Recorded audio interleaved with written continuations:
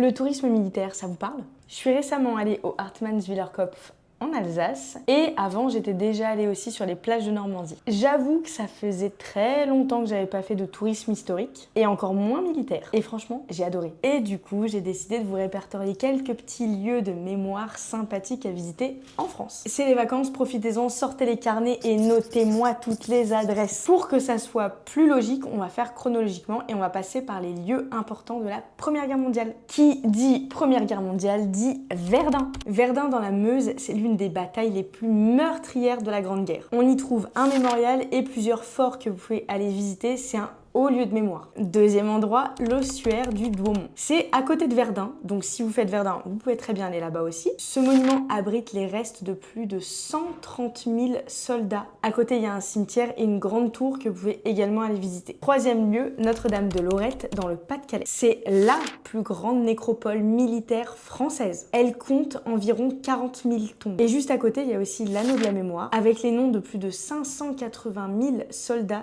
de toute nationalité. On reste dans le nord de la France et cette fois-ci on va au chemin des Dames dans l'Aisne. Là-bas on peut visiter la caverne du Dragon. C'est une ancienne carrière qui a été transformée en abri souterrain pour protéger les soldats. Ensuite je vous invite à aller à la butte de Montsec dans la Meuse. Ce lieu vraiment je ne comprends pas pourquoi on en parle si peu. C'est un mémorial américain circulaire immense. Il est construit en haut d'une colline et on a une vue à 360 sur toutes les batailles de Lorraine. C'est un peu comme une acropole militaire posée en pleine nature. Et enfin, peut-être mon mémorial préféré de la Première Guerre mondiale, le Hartmannswillerkopf, qu'on appelle aussi Vieil Armand. Il se trouve en Alsace, sur les hauteurs de Colmar. En fait, c'est un sommet des Vosges où les Français et les Allemands se sont affrontés pendant la Première Guerre mondiale. Sur place, vous avez une crypte, un mémorial national, et vous pouvez aussi faire une petite randonnée dans les tranchées et aller jusqu'au mémorial du 15-2. Tous les endroits dont je vous ai parlé, c'est pas juste des vieilles pierres. C'est des lieux où on se souvient et surtout où on comprend l'intensité des choses. Si tu as déjà visité un des lieux de ma liste, dis-le moi en commentaire. Et si tu comptes aller en visiter un, dis-le moi aussi. Je vous donne rendez-vous dans la partie 2